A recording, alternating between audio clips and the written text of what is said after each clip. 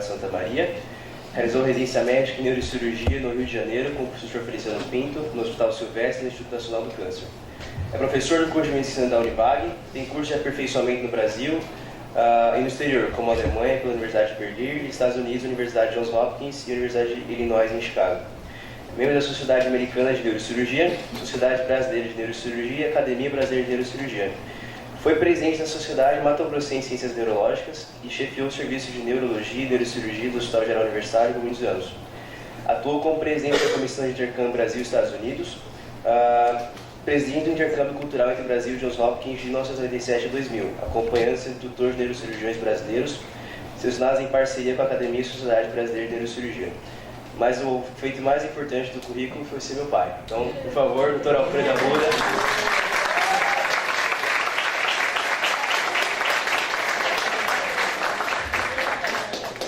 Ele é meu filho. Antes de mais nada, eu quero falar que Cássio é um baita sacana, viu? Porque esse filme é fantástico e eu estava emocionado aqui.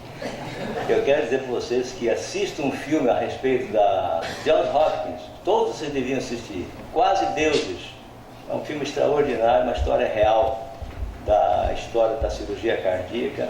Vocês precisam assistir. Não vou contar o filme para vocês terem a curiosidade de assistir. Vocês estão envolvidos hoje com a Universidade de Johns Hopkins, vocês vão aprender mais a respeito da Universidade de Johns Hopkins nesse filme. Eu quero parabenizar aqui, antes de mais nada, vocês todos por essa iniciativa de ter um congresso tão bacana, tão variado e realmente partindo de vocês, parabenizar também esse grupo de jovens que está liderando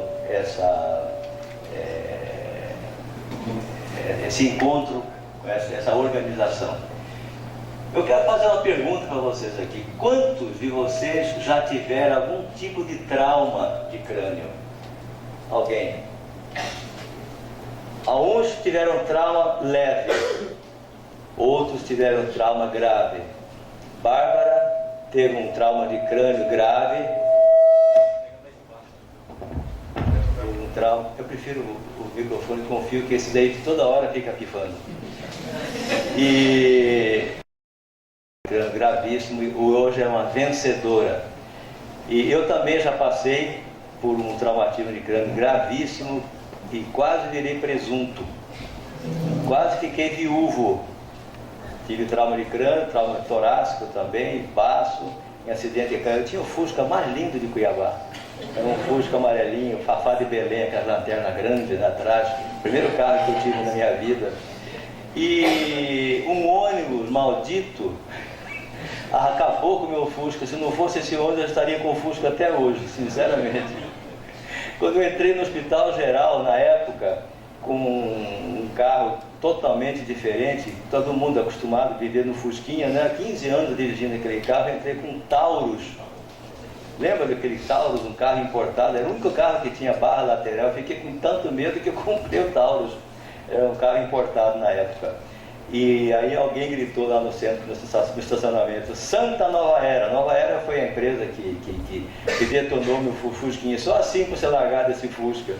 Então, olha, médico tem que passar por algumas doenças para poder valorizar realmente o paciente. Eu quero, de uma forma aqui, dizer o seguinte, que às vezes tem males que vêm para o bem. Você não me imagina o quanto que é importante a figura do médico. Eu digo sempre para os meus alunos, a medicina é um sacerdócio, uma ciência e uma arte. A arte é igual ao palhaço. Está dando risada, mas ele está, às vezes, triste por dentro, fazendo as pessoas sorrirem. Bem, nós vamos falar sobre traumatismo crânioencefálico. Onde é que tem o...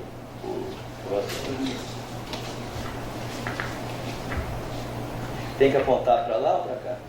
Ah, está aqui. Muito bem. O trauma de crânio, eu já perguntei aqui, a Bárbara teve um acidente grave, eu também tive um acidente grave.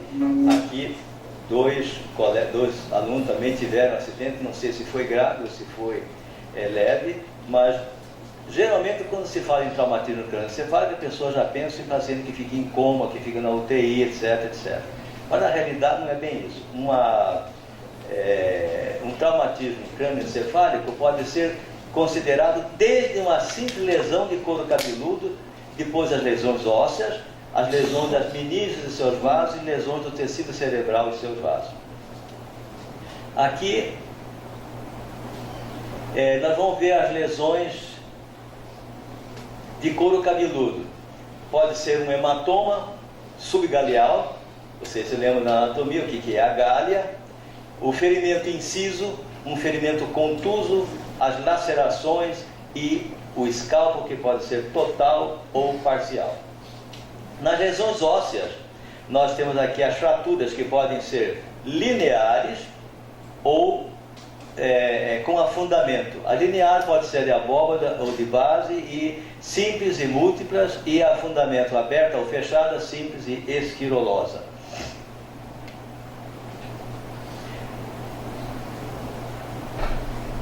As lesões das meninges e seus vasos, elas têm uma característica, são rupturas dos vasos intracranianos.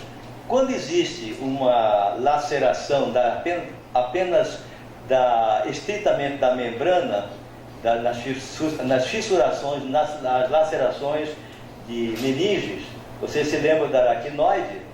Como é que é? Parece uma teia de aranha que fica entre a pia mater e a aracnoide, depois vem a parte de dura mater.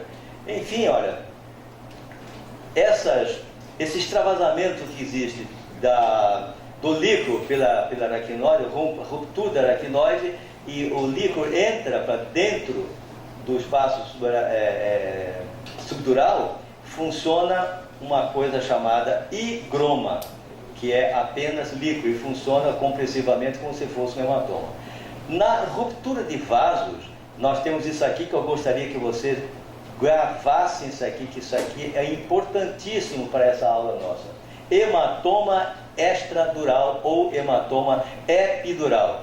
E é geralmente causado pela ruptura da artéria meningeia média. Tem uma evolução rápida, rapidíssima, de 2 a 5 horas. E esse coágulo é um coágulo de sangue puro, vivo, duro, entre o osso e a dura mater.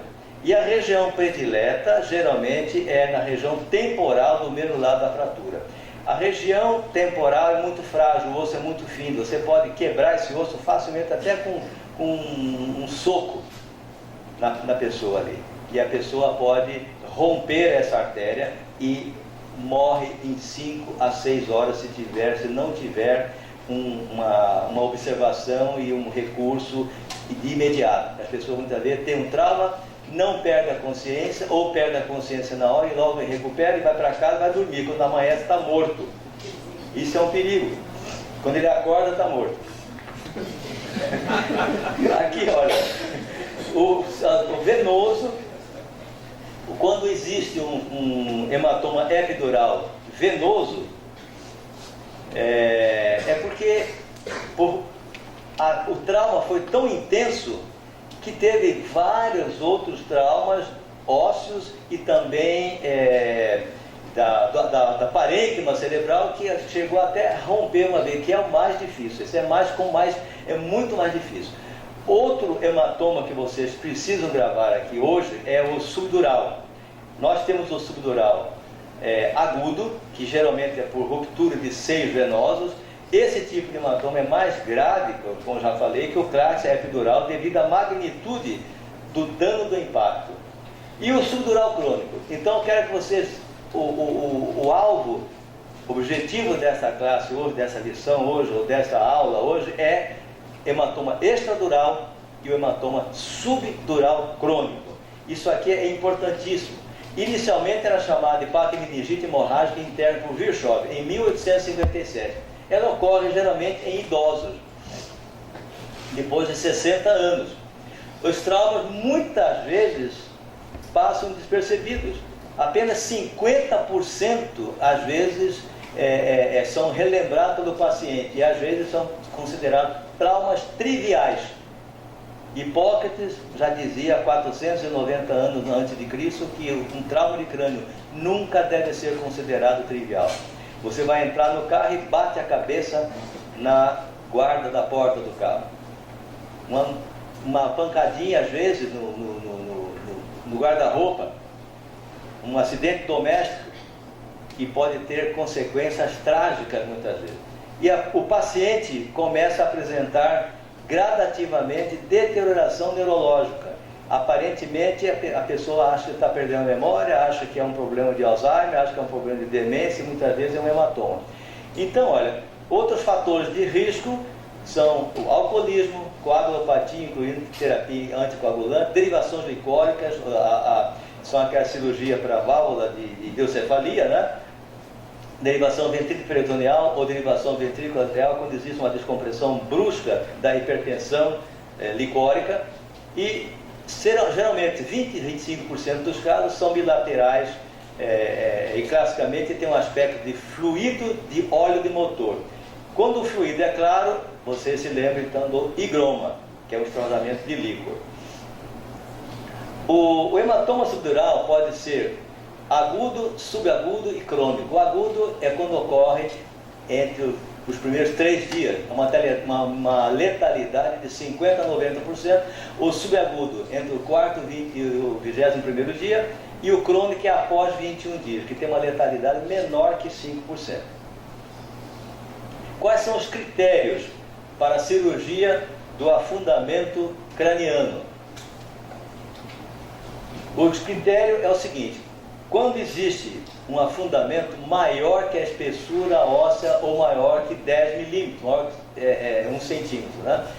Deve ser relacionado com a região lesada, fístula licórica, laceração da dura, e afundamento aberto. Por quê? O afundamento aberto, quando o indivíduo tem um acidente na rua, ali tem pedra, terra, pedaço de madeira e outras coisas mais. Então é uma ferida altamente contaminada. Tem que fazer a cirurgia, a limpeza cirúrgica. Muito bem, uma coisa que vocês devem gravar, copiar e guardar na sua carteira é a avaliação da escala de Glasgow, de como de Glasgow. Como que você observa? Tem abertura ocular, resposta verbal e melhor resposta motora. Quando o indivíduo apresenta, pede para ele, você espontaneamente abre os olhos, ele ganha uma nota 4. Quando você tem um estímulo verbal e pergunta para ele, a anterior é espontânea, e essa aqui é quando você pede para ele abrir os olhos. Nota 3, o estímulo doloroso, o indivíduo não responde, você dá um beliscão nele, ele abre os olhos e até xinga você também. E sem resposta é nota 1. Bem, então vocês vão vendo aqui a resposta verbal, ou melhor, a resposta motora, e conforme as notas. Aqui nós vemos a gravidade, baseia-se no trauma leve, escala de como de Glasgow entre 14 e 15, a moderada 9 e 13, grave de 3 a 8. Exame físico em trauma. Como que vocês devem examinar? Vocês vão ver isso num pronto-socorro. Vocês vão observar a inspeção do crânio, a evidência de fratura de base de crânio, clinicamente assim, visualmente na inspeção. Olhos de guaxinim. Vocês sabem o que é guaxinim? Quem sabe o que é guaxinim? Lá no Rio Grande do Sul eles chamam de zorrilho. É aquele animal parecido gambá preto com os olhos pretos. Então você vai ver um indivíduo com equimose ocular, periocular, que tem os olhos de guaxinim. Isso significa que ele tem uma fratura de base de crânio. Quando o indivíduo tem uma equimose atrás da orelha, retroauricular, é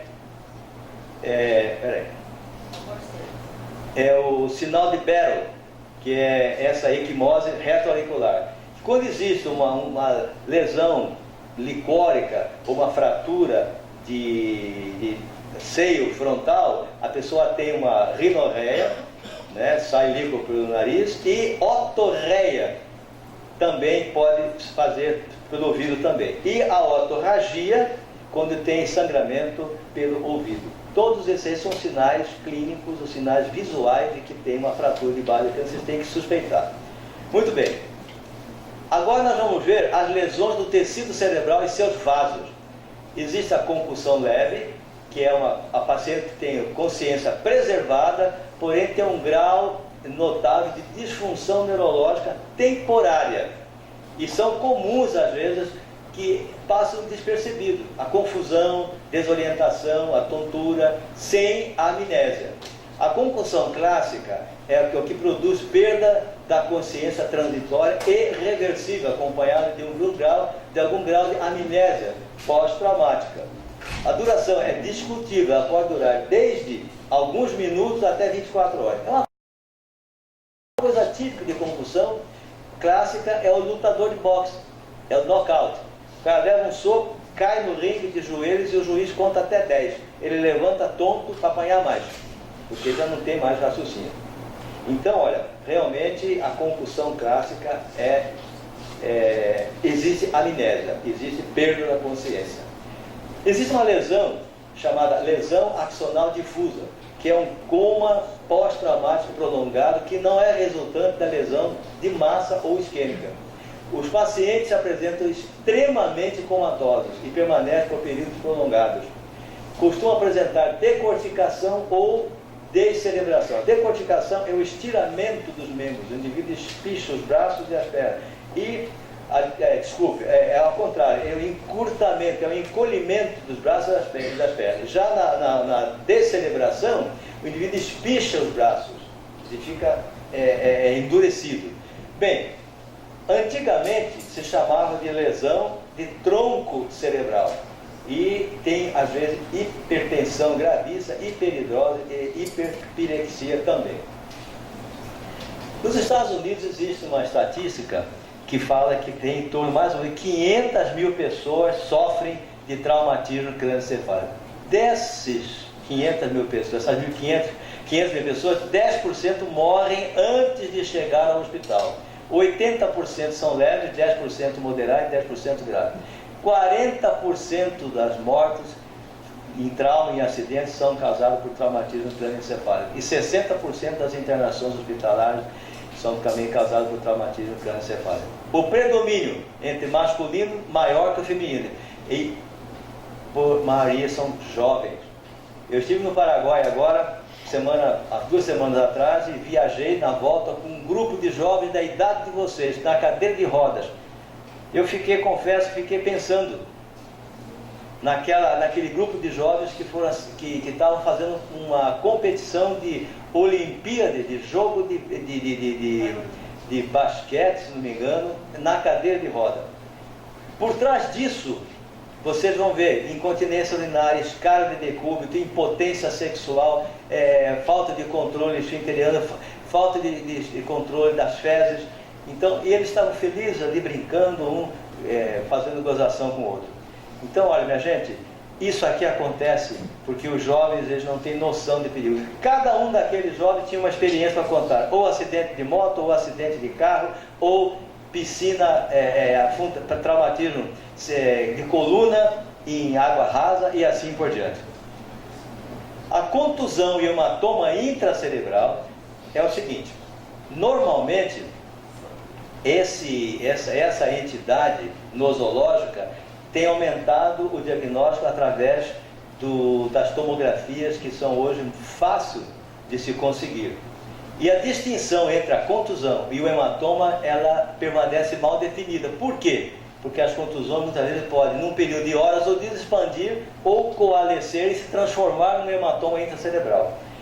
Geralmente, a gente opera quando existe um volume acima de 2 centímetros ou quando apresenta um efeito de massa, desviando a linha média do cérebro, entendeu? Muito bem. Agora vem a tumefação cerebral. O que é tumefação? Nada mais é do que inchaço cerebral. Em inglês, brain swelling. Quer dizer, é um aumento de volume do encéfalo. E quais são as condições que acontece isso aqui? Muita gente fala, edema cerebral, mas não é só isso não. Existem 2 coisas: congestão vascular cerebral, que é o aumento de volume, ou é o inchaço do cérebro pelo acúmulo de sangue no interior do leito vascular. E já o edema cerebral é o aumento de volume do encéfalo por elevação do seu conteúdo hídrico. Na congestão vascular, o que acontece?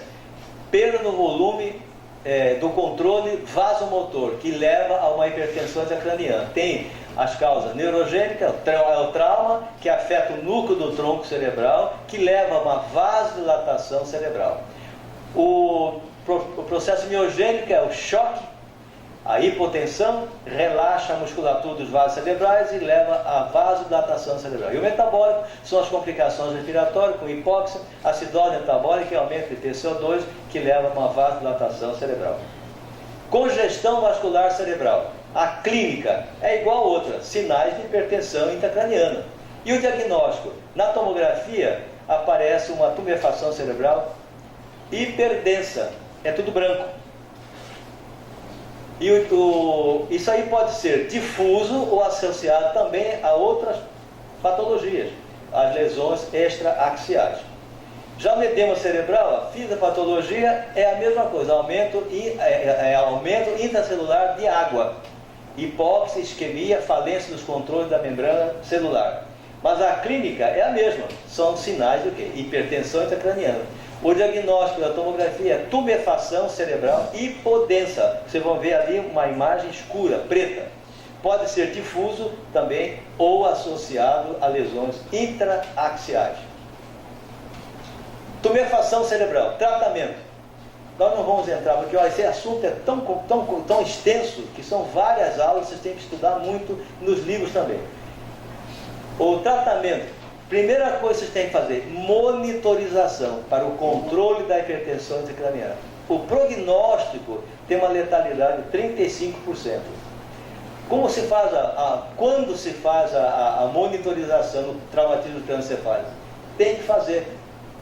Isso aí é importantíssimo, muito importante. No TCE moderado com drenagem de hematoma. Gente, você já abriu a cabeça do paciente, mesmo que o paciente esteja bem. Você drenou hematoma? Não custa nada colocar um catéter ali para você já ter a monitorização. Você não sabe o que pode piorar, pode transformar aquele hematoma, pode aumentar também com uma tumefação. No TCE grave, o paciente geralmente fica em coma, às vezes induzido, em UTI, você não tem parâmetros para poder avaliar o nível de consciência do paciente. E pacientes da UTI que estão sedados. As técnicas são os catéter ventricular, catéter estrutural e sistema de fibra óptica. Uma coisa básica é vocês colocarem a PIC, que deve estar a menos de 20 milímetros de Hg, rever a PaCO2, ver as vias aéreas. O paciente tem que colocar um guedel ou um IAV, tem que ser entubado. A posição do paciente, elevação da cabeceira 30 graus e com a cabeça centralizada. Nunca deixar o paciente virado com a cabeça para um lado e nem com a cabeça em flexão. Tá bom? Muito bem. Ali está um hematoma subgaleal. Esse hematoma vocês não devem ficar drenando, devem amarrar com uma faixa, uma atadura de crepom e esperar o próprio organismo reabsorver isso aí. Ali está uma fratura grande, aqui tem uma fratura de base de crânio, ali tem uma fratura com afundamento, com a lesão do seio longitudinal, e aqui uma hematomazinha subgaleal. Aqui vocês estão vendo um raio-x mostrando uma fratura enorme, linear. Aqui também uma outra fratura enorme, também linear. E aqui tem uma fratura com afundamento. Aqui tem uma outra fratura também. Ali vocês estão vendo uma fratura com afundamento. Isso aqui é só para historicamente falar para vocês que antigamente, antes da era da tomografia, aqui em Cuiabá, nós fazíamos a arteriografia, a angiografia cerebral. Esse aqui é um paciente de Poconé que afundou, lesou o seio longitudinal superior, em acidente de moto. Aqui nós temos um caso de uma embalia. Sabe o que é embalia? Não é embolia, não. Embalia foi um tiro na cabeça que o cara teve, ele caiu, teve uma queda, e na queda ele teve essa fratura aqui, bastante extensa, toda essa fratura aqui. Mas a bala está ali. Não foi a bala que causou essa fratura. Muito bem, aqui tem uma fratura linear, aqui tem um afundamento. Ali está o afundamento. Aqui está uma lesão intraparenquimatosa, uma hemorragia cerebral que pode ser causada ou por um AVC ou mesmo causada pelo traumatismo craniano. E aqui as contusões cerebrais. Ali está um coágulo, um afundamento craniano, aqui está o hematoma subgaleal, e aqui nós vemos o desvio da linha média, e essa parte escura aqui é o edema cerebral. Ali a mesma coisa. Fratura com a esquirolosa, são vários fragmentos, daí tem a palavra esquirolosa, e ali tem sangue e tem edema também. Vamos recordar aqui a artéria meningéia média, que irriga a meninge. Aqui ela é intimamente ligada com a tábua óssea interna, e quando existe uma fratura nessa região, rompe essa artéria e você não consegue parar o sangramento. Olha só a localização do sangramento, enquanto você não coagular esse vaso que está sangrando aqui. O paciente morre em poucas horas. Aqui a imagem de tomografia, geralmente aqui está o sangue branco, é uma imagem convexa. Aqui, no caso, vamos à anatomia, o seio longitudinal superior. Aqui são as veias iniciais, as veias que vão drenar todo o sangue do cérebro para o seio longitudinal superior. E quando existe no velho um afastamento, um estiramento dessas veias, rompe-se, e ela por osmose, o sangue que derramou ali vai sugando o líquido e vai formar um hematoma, parece óleo ou líquido de motor, entendeu? De líquido de freio. Quando você tira aquele líquido, parece realmente um óleo motor. É um hematoma subdural, que vai deteriorando o velho. Em crianças também, latente, que a fontanela fica hipertensa e você pode drenar até através de uma seringa. É comum em crianças que caem, né? E aquelas que são espancadas. Muito bem, a imagem radiográfica, a imagem da tomografia é côncava. Tudo isso aqui é sangue, ela é côncava.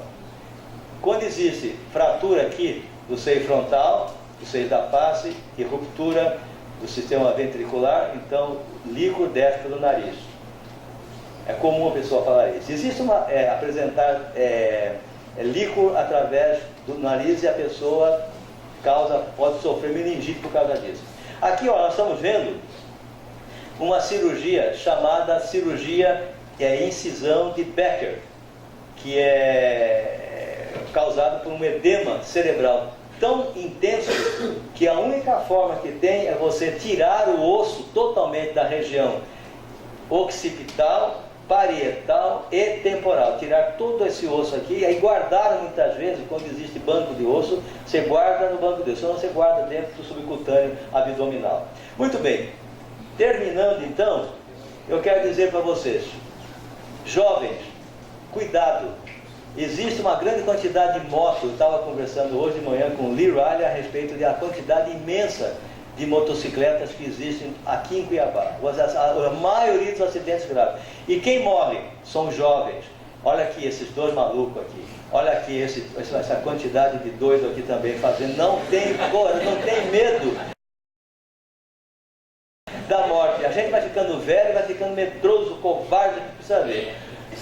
Aqui, ó, tanta coisa que vocês têm que aproveitar na vida. Olha só, Chapada da Diamantina, Baía dos Porcos, vocês vão passar lua de mel, tem praias aqui isoladas, você pode ficar até pelado lá, viu?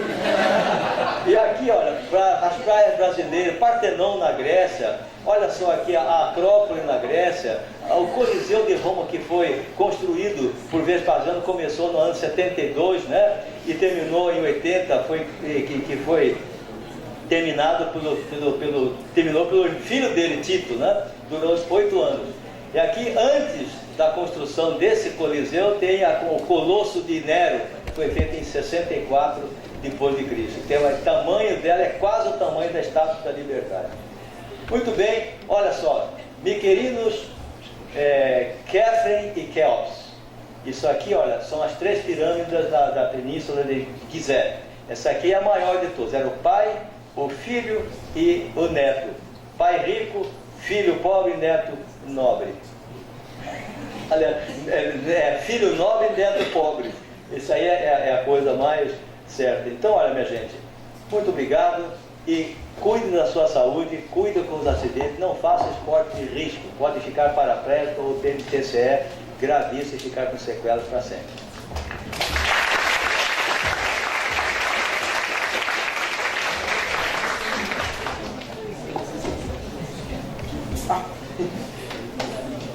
Gostaria de agradecer, então, imensamente ao Dr. Alfredo Arruda e convidá-lo para receber uma singela lembrança da Associação de Estudantes de Medicina.